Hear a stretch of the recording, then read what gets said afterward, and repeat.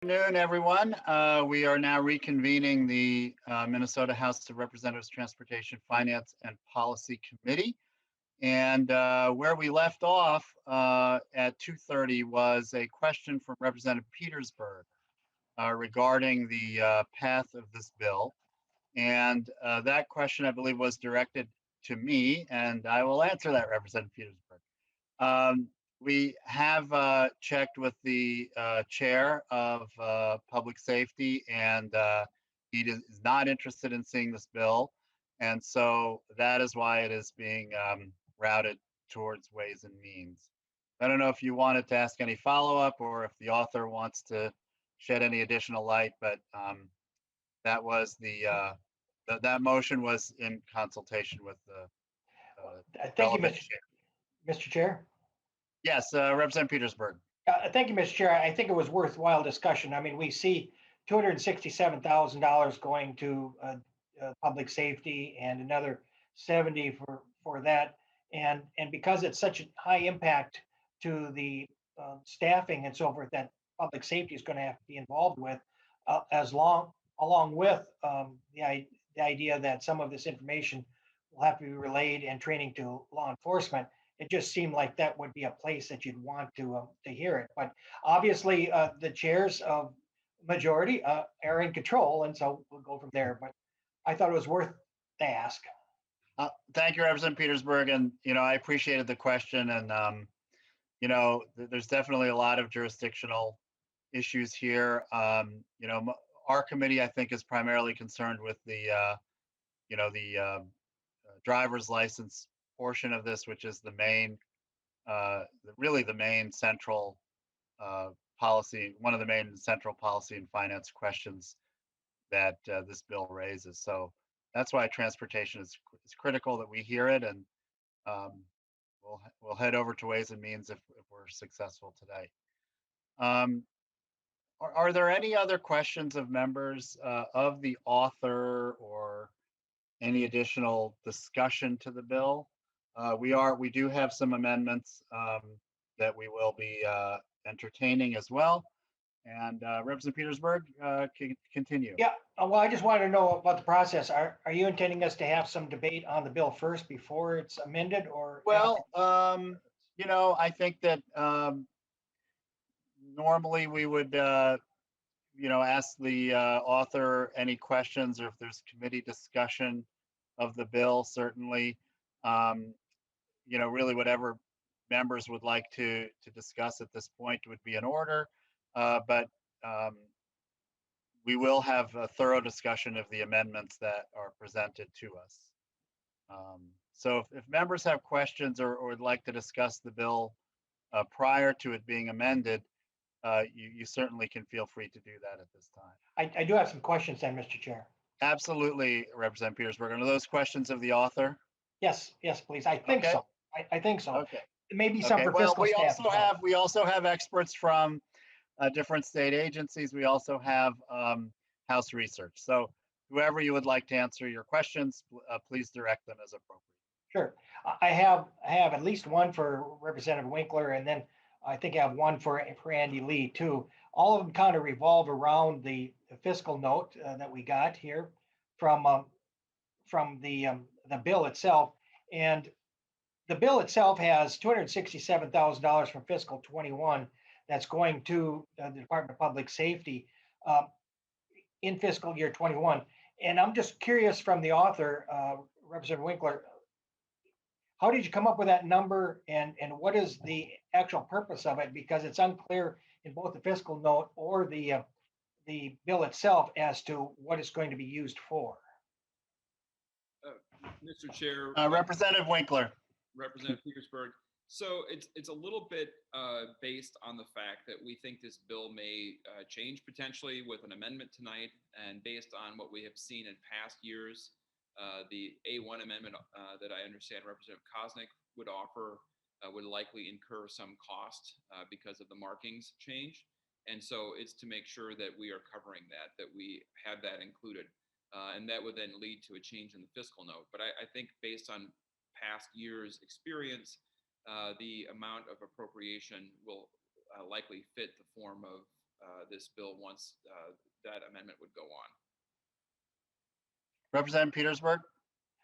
Thank you for that. Yeah, I'm just not sure from specificity. I mean, it's coming out of this year's surplus, I guess, and will be utilized for that because it's a fiscal year 21. And we know that. So my follow-up question is to Andy Lee, and I may need to get back to Representative Winkler as well. But if Mr. Lee can kind of go over with us, some of the things in the fiscal note, specifically on page 3, when it talks about the assumption of the number of people that are going to be taking the test and what the costs are not included in that. And then whether or not I'm hearing that there has been some change and maybe being revised as well. And so if we could get an update from him, I think that would be helpful. Mr. Lee. Certainly, Mr. Chair and Representative Petersburg, Andy Lee from House Fiscal Staff. I'll briefly kind of in background go over the fiscal note and try to answer your questions. So in members' packets, you should have received the fiscal note for House File 1163. Currently, the fiscal note has a $70,000 cost on it on the front page. Very quickly, I'll go through the components of it. If you look on page 2, there was, and this is some of the discussion of the revised fiscal note. On the fiscal note goes along with the sections of the bill draft, and Article 1, Section 3. I think there was some interpretation issues with the department thinking that that notifications would have to be proactive. Whereas the language in the bill, Article 1, Section 11, is more is forward-looking, so that the department wouldn't have to mail out notices. So part of what will change the fiscal note, as I've just been in conversations with the department and the LBO today, is removal of that mailing cost. Then going to page 3 are the assumptions following Article 1, Section 5, Section 7 and 8, and Section 9 and 10. The question of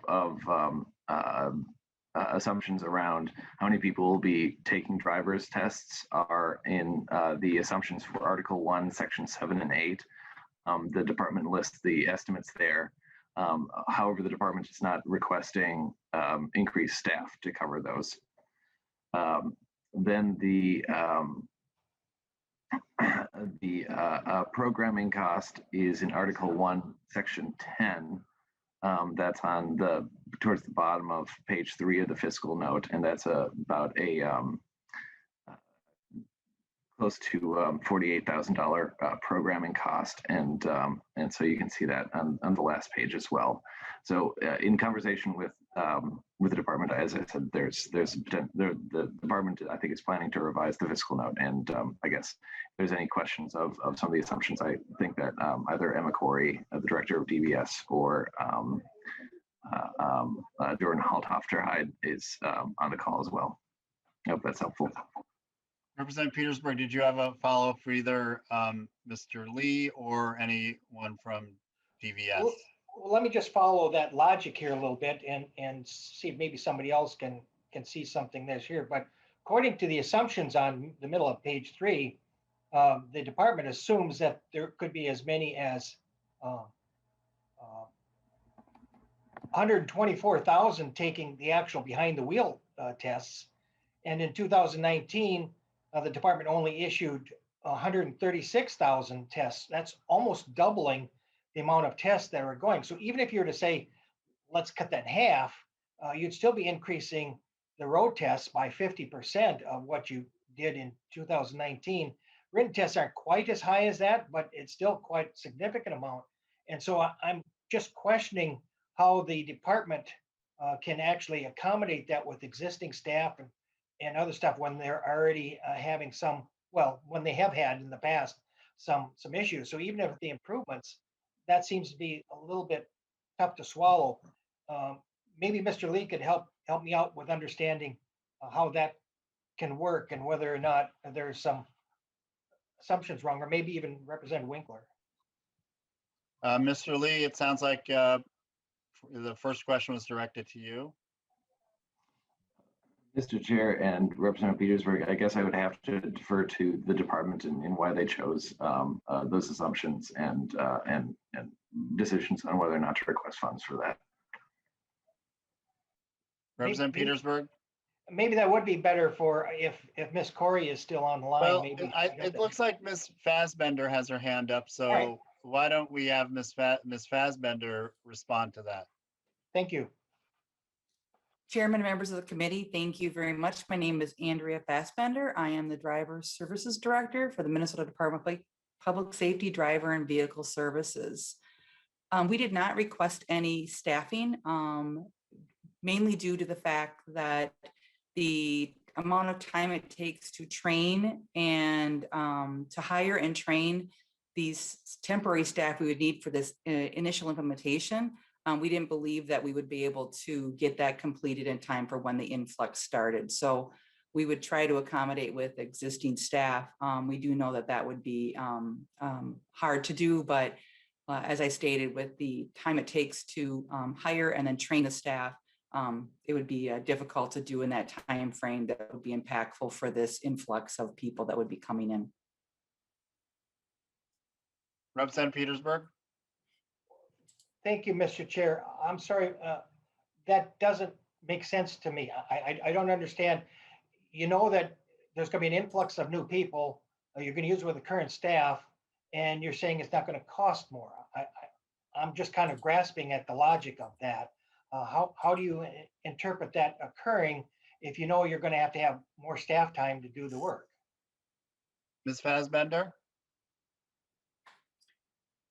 Chairman, members of the committee, with the time frame that we would need, that we would anticipate this influx, we would not be able to hire the sufficient staff and then train them as well.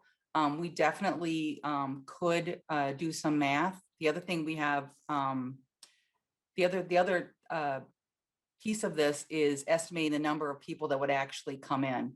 What would that actual impact be? We don't have any firm numbers of what the estimated number, the actual people we think that would actually come in and apply. We definitely could put the fiscal impact or do an estimated of the staffing, but we don't anticipate that we would be able to get them onboarded in time for the initial influx, but we definitely can get those numbers for you. Representative Petersburg? Okay, I'll let that go, except just with my following comment. So it appears like there's the assumption that we have staff that aren't that have more capacity than what they're doing right now, and so therefore we don't need to hire or deal with overtime or anything else in that regards. Even though it appears from the fiscal note, and I'm assuming that you or your agencies had some input into the estimation of the fiscal note, that you're not going to need additional staff. I'm going to let it go. I'm not going to debate that. I'm not asking for an answer. It just seems to make sense that we haven't really thought this through in regards to what it's going to cost to actually do the implementation, which, if we decide let's go ahead, we need to provide for the funding for it too. So, and I'll let other people speak from after this. Mr. Chair. Majority Leader Winkler. I just wanted to respond to Representative Petersburg to say that the bill may change further. We have an appropriation in the bill that we think will help with implementation that is different from the fiscal note, and we will certainly work this out so that it can be implemented. If we get to the point where we can get the support we need in the Senate to make this the law, we will absolutely work with the agency, and I'm more than happy to sit down with you, at least virtually, if nothing else, to make sure that we can implement this properly. I feel like I a little bit have stepped into a long-running discussion in this committee about other issues, and I just want you to be assured that we are going to make sure that this works if we can get the bill passed. Okay, thank you. Majority Leader Winkler, your instinct is correct on that. We've spent quite a bit of time on driver testing, staffing, and backlogs. Representative Torkelson. Well, thank you, Mr. Chair. I'm one of those victims, as you well know, that spent a lot of time in these issue areas. By the way, I'm having a hard time hearing Representative Winkler. I don't know if he needs to get closer to his microphone, but or if it's just my hearing. But so I did a little research in the interim here. I looked at what happened in California. In California, they opened 4 additional driver's license processing centers and hired about 1,000 employees and extended office hours to accommodate the influx. Now, we're not California. We don't have the same numbers, not even close. I know that. But the point is, there was a significant impact. This is a finance committee. We deal with finances. We should have this bill should be in good financial shape before it leaves our committee. I don't think we can expect this work to be done adequately in Ways and Means. If this is a serious effort to get this bill in the shape it needs to be in to be enacted into law, we need to do more work, in my opinion. But it's not my committee, Mr. Chair. I don't know if there's any answers to these questions, but it doesn't seem like the agency has taken it very seriously. Thank you, Representative Torkelson. Is there any further discussion at this point to the bill? I think we'll probably return to discussion once amended, but if there are additional questions of the author or statements people want to make, it's appropriate now. And otherwise, we can start going to amendments. I don't see any other hands. So the first amendment is the A1 amendment from Representative Koznick. Representative Koznick, did you want to move your amendment and give the committee an explanation? Thank you, Chair Hornstein and members. I do move the House File 1163A1 amendment. The A1 amendment requires a license and ID card markings when the applicant has not proven U.S. citizenship or has an authorized temporary presence status. As stated on lines 2.7 and 3.22, the ID or license would be marked not valid for voter registration or voter identification. The purpose of this amendment is to uphold the sanctity of voting and enhance voting integrity. I would ask for member support for the A1 amendment. Thank you, Representative Koznick. Is there discussion to the A1? And I'll certainly ask the author his perspective on it. But first, I wanted to see if there were any questions of the committee for Representative Koznick or any discussion. Representative Petersburg. Thank you, Mr. Chair. I would just ask for support on this amendment as well. We've gone through some tumultuous times over the last year, especially, and there's always been concerns about voter integrity and so forth. And I think this just makes kind of a good faith effort to try to make sure that we maintain that piece of it. And so I think it's a good step in the right direction, at least at the beginning. And I certainly would be willing to work with Majority Leader Winkler later on as well, but I think this is a great vote, and I would ask for your support. Thank you, Representative Petersburg. Is there any additional discussion to the A1? I wanted to get, obviously, before we vote on it, Majority Leader Winkler's perspective on it. I don't see any other hands. Representative Winkler, your thoughts on the A1? Mr. Chair, thank you. I have a very long answer. First and foremost, I want to be clear that a driver's license, Class C driver's license, does not entitle anybody to vote. We are not changing in any way the voting requirements. You have to be a U.S. citizen in order to vote, and an ID is not required to go to a poll. So at a foundational level, there is no intention whatsoever in this bill to do anything to expand voting eligibility or to make it easier for someone to vote who isn't allowed to do so. So that is the author's intention. I am willing to accept the A1 amendment, and I want to explain that there are concerns about adding language like this, but why it's worth the compromise. The concern is that people who will apply for and receive this license may well end up feeling like they are going to be treated differently because their driver's license identifies them as somebody who may not have presented documents to show lawful status in order to be able to vote. There's a concern that doing so in some way creates a second tier or a kind of marking that will mark the holder of the driver's license. So that concern is real. But I want to say that I think the compromise or something like it offered by Representative Koznick is worth it. First and foremost, I think every state that has passed driver's license for undocumented immigrants has had some kind of notation on the card indicating that it cannot be used for certain purposes. This is not real ID. This is not enhanced driver's license. This proves nothing other than a person has taken the test and presented the required documentation. So I think it is worth it. I also know that, as I said earlier in response to Representative Torkelson, the goal here is to try to find bipartisan agreement on a bill that can become law.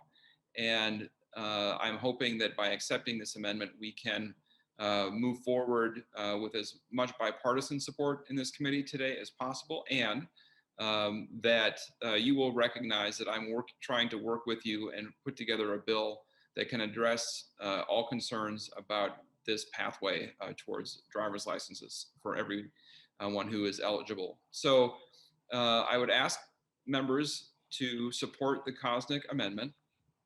I hope that it results in bipartisan support for the bill. That's my goal.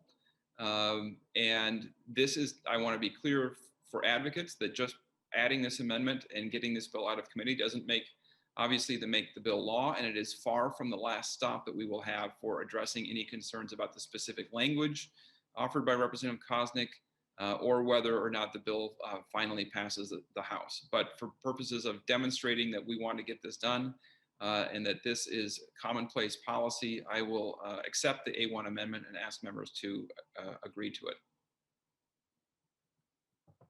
Thank you, Majority Leader Winkler.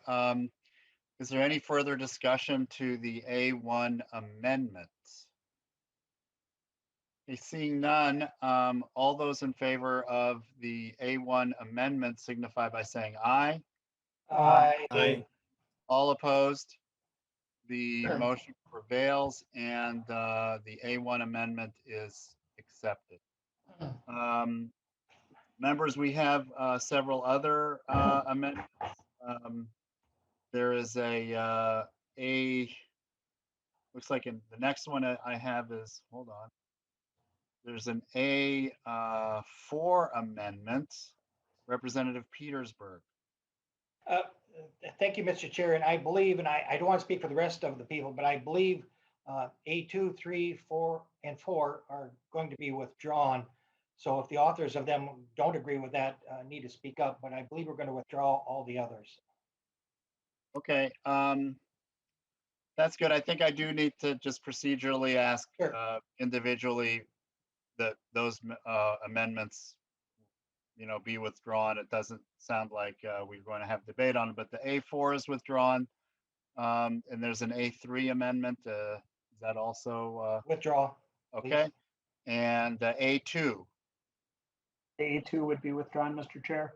Okay, and then there's finally a DE1 amendment. Mr. Chair, the DE1 would also be withdrawn. Okay. All right. So, okay, great. Well, all of these amendments are posted, so one can peruse those at your convenience. And Mr. Chair, sorry to interrupt you. Yes, Representative Winkler. I have the author's amendment, which we said before we would be withdrawing, and it relates to the fiscal note. With the adoption of the A1, I believe the appropriation in the bill is closer to where the appropriation will finally have to be once that fiscal note is resolved. So I'm stating again, I guess, that I'm not offering the change in the appropriation in anticipation of the A1 having going on the bill. Okay, so members, if you're following along, the A2, A3, A4, DE1, and A5 are not under consideration. And so we do have the bill as amended before us. Is there any further discussion to the bill as amended? I Mr. don't, Chair. yes, Representative Petersburg. Thank you. I just have one other question, and it's maybe a legal question. I don't know anybody has the answer, but on the very last line of the bill, it talks about not allowing information going to any federal entity. And I guess I remember back when I had to deal with personnel issues, if the Department of Immigration Services came to the church where I worked, I had to provide them with information in regards to the legal status of our employees. And so I'm just inquiring as to whether or not that is legal for us to be able to exclude the federal entity from getting information that federal law says we have to. I don't want to put us in a situation where there's state law and federal law and entities, including the Department of Public Service, is going to break the law either way they go. And so I'm just inquiring as whether or not that's actually true. If anybody knows. Would the author answer that, or we do have House research as well? Mr. Chair, Representative Petersburg, first of all, I think it's worth stating the purpose of having the language in the bill is so that people who are applying for a license under these terms will have the confidence of knowing that doing so won't create a situation in which their information is shared for purposes of deportation. Otherwise, we would have defeated the purpose of the bill to begin with. I believe it is legal because it is a state-owned database, and absent some other federal law that preempts or trumps the state law would prevail. But I think if you want a more in-depth discussion of the kind of federalism questions, maybe House research could address them. Representative Petersburg, would you want Mr. Burris to amplify the answer that the author gave? Thank you, Mr. Chair. Only if he knows the answer. I'm just inquiring because I know that just because we own the database at church, we weren't given that authority to be able to exempt it from federal people. And so I was just curious. It doesn't need to spend time. Maybe we can get that information sent to us later if somebody knows it for sure. Thank you. Thank you, Representative Petersburg. I did see Representative Torkelson's hand up earlier. Representative Torkelson. Well, thank you, Mr. Chair. I assume we're getting close to the end of this. I want to just reiterate my concern that number one, this bill has not been financially properly vetted here in this Finance Committee, and it should be. And second, that this bill is not going to public safety. We've spent a lot of time around this issue talking about public safety. I realize you've contacted the chair. He's not interested, but it seems to me he should be. Public safety has been one of the hallmarks of this effort. It's been referenced multiple times. The author of the bill just a moments ago said the bill had numerous stops to make. I don't know, Ways and Means is one stop.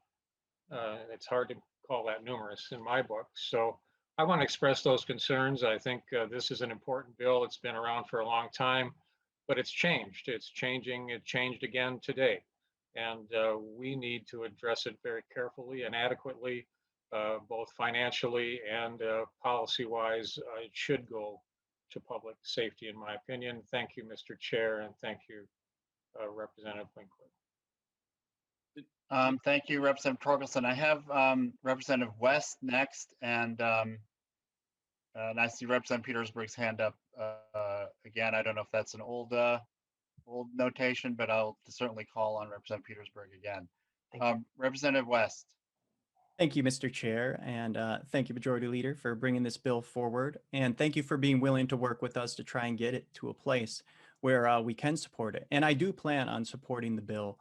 I just want to go through this quick experience I had with this bill. And I came across it first when I was a legislative assistant, actually. Isaiah came up to my desk and scheduled a meeting with one of my members, and they had the meeting, and that member told them honestly that he didn't support the bill. And then later, Isaiah snuck past my desk to berate him into his office. And so that was my first experience with this bill. I didn't like it. The people were incredibly rude and terrible to the member I was working for. And then they did the same thing to me when I was elected, when I was a member myself. But one of the members of Isaiah stayed after and apologized for their behavior. And then he actually had a meaningful discussion with me about this bill. And, he actually convinced me, because I do listen, I pay attention.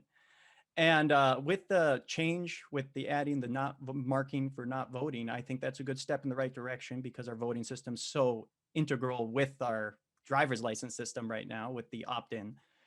And I just want advocates to know is that treating us, we're not bad people. We're all on the same side. We want the best for Minnesota, and treating people who don't support your policies as enemies makes them less likely to support it.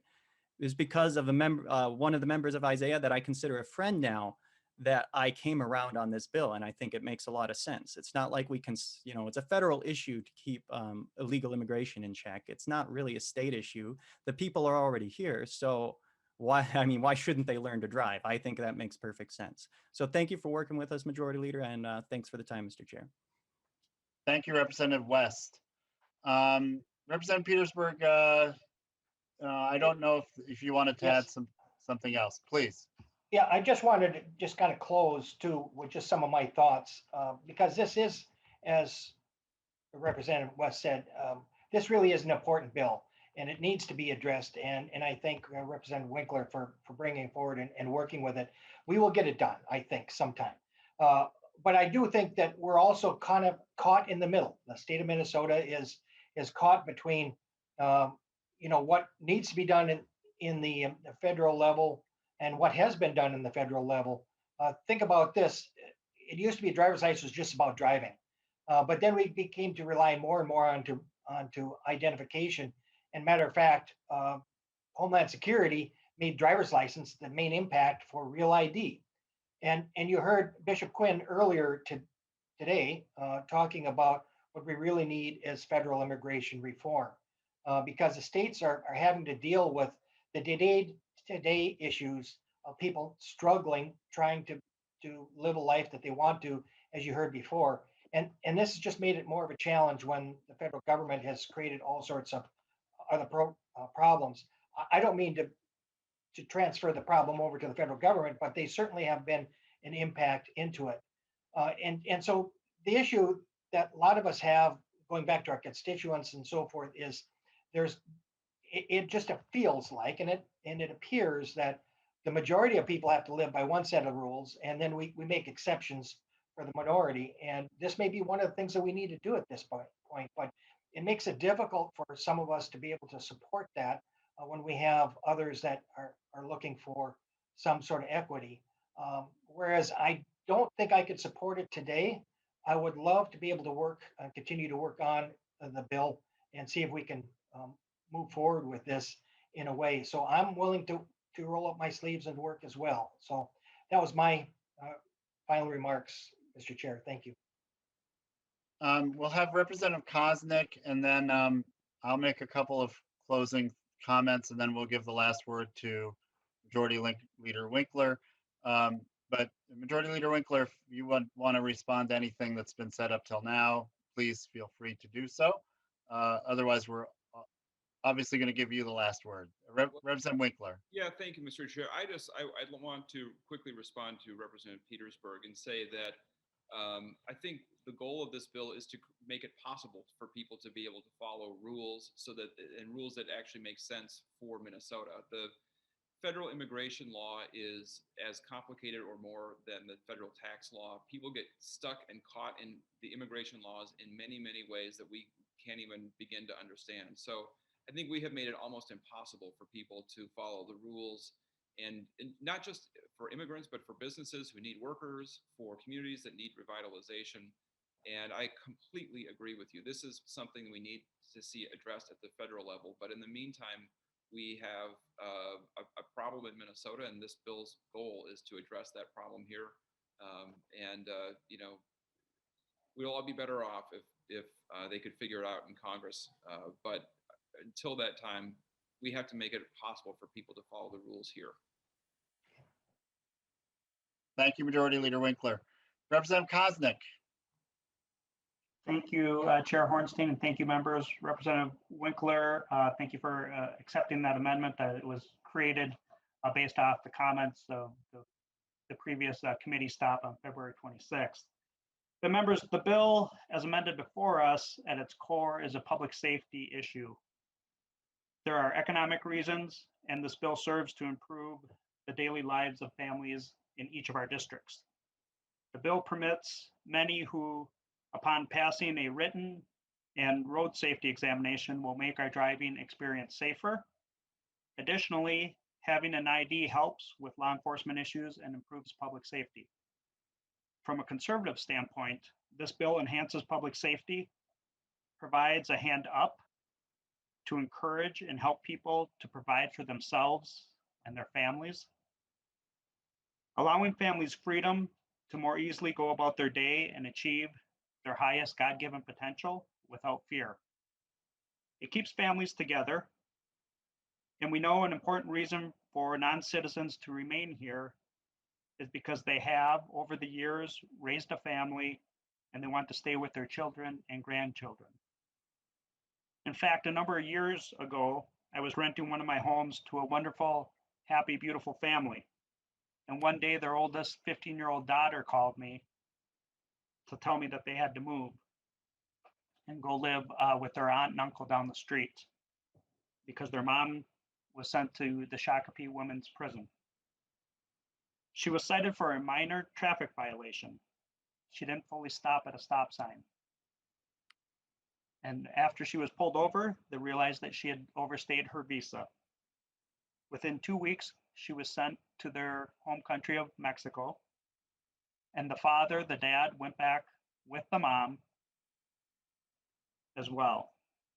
Now, they left their 3 US citizen kids here in Minnesota to be with their aunt and uncle because it provided, they believe, a better future for their children. Passing this policy will allow a whole generation of mothers to drive without fear. It's not our role or in our power to change federal immigration policy, but we can be the leaders that we're asked to be to step forward and address a need in each of our districts and across the state. This bill, as amended, does not take away from anyone. It gives a brighter future to many. I encourage passage to meet a public safety challenge, meet a workforce needs, to increase economic freedom and growth, and to build stronger families and a stronger state. So I appreciate the efforts of you, Representative Winkler, and those that have carried this issue in the past, and I encourage member support. Any further discussion? I thank you so much, Representative Koznick, for those important words. I couldn't agree with you more about the safety and economic imperative, but there's also a moral imperative. We heard from 4 different faith leaders today, and I know this has been a high priority for the faith community really across the state, many, many religions and denominations, and I think their voices are important. In terms of other voices that we may not have heard from directly today, I want to call members' attention to letters of support for this bill from the Minnesota Chamber of Commerce, the Minnesota Agri-Growth Council. This is all in your packet. We heard from the Immigrant Law Center that they also have written testimony, the Minnesota Budget Project, and United Food and Commercial Workers Local 663. There's also some additional written testimony from citizens as well. So with that, I would like to give our majority leader the last word, and then we will take a vote on the bill as amended. Representative Winkler. Thank you, Mr. Chair, and I want to thank members for the time and consideration, for the thoughtful engagement on this issue, and for being open to finding ways that we can work together and improve the lives of the people in Minnesota. I also want to thank the immigrants who spoke up today, the people who spoke up, the advocates, and all the work that we have done together over the last 2 years to bring this issue back, to reach out and to broaden it to as many people as possible and to find a path forward. One of the outcomes of the work in 2019 to pass this bill for me was building a relationship with advocates in the Worthington community. And after the 2019 session, we wanted to do a town hall there.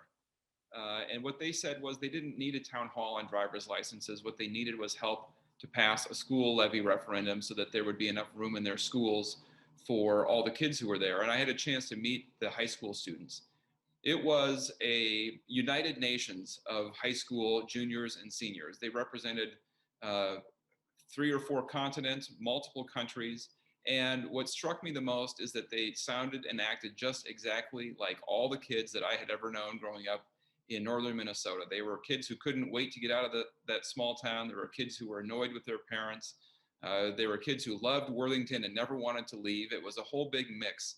And it was just very inspirational about what the future can mean in this state when we recognize the strength and vitality that new Minnesotans and new Americans bring to our communities. And so this bill doesn't address all of our immigration issues, but it does bring a little bit more humanity. It expands public safety, and it creates a space in Minnesota for people to follow the rules and do what everyone else does, which is to work hard, provide for their children, and find a way to create a better life in our community for all of us. So, members, I ask for your support today, and thank you for your time. Thank you so much, Majority Leader Winkler. And members, the motion before us is, I will renew that motion that House File 1163 as amended be re-referred to the Committee on Ways and Means. Mr. Dodge, please take the roll. Chair Hornstein? Aye. Hornstein, aye. Vice Chair Cagle? Aye. Cagle, aye. Representative Petersburg? No. Petersburg, nay. Representative Barr? No. Barr, nay. Representative Bernardi? Aye. Bernardi, aye. Representative Elkins? Aye. Elkins, aye. Representative Frederick? I never did get on. Aye. Frederick, aye. Representative Hausman? Aye. Hausman, aye. Representative Heinrich? No. Heinrich, no. Representative Kosnick? Cosmic eye. Kosnick, aye. Representative Mason? Aye. Mason, aye. Representative Murphy? Aye. Murphy, aye. Representative Nelson? Aye. Nelson, aye. Representative Olson? No. Olson, nay. Representative Richardson? Aye.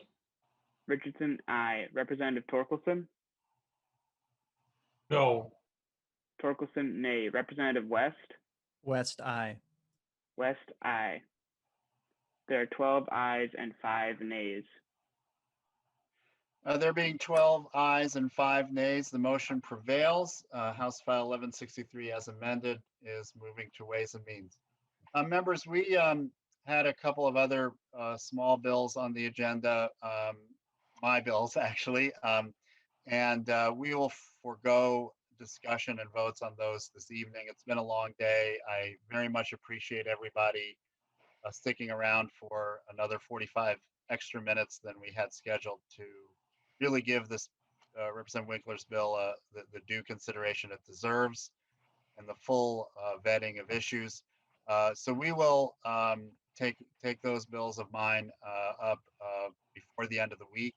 We'll figure out exactly when, but you do not have to stick around for those. So with that, I want to thank everybody for a great discussion. I want to thank all of the members and those who testified.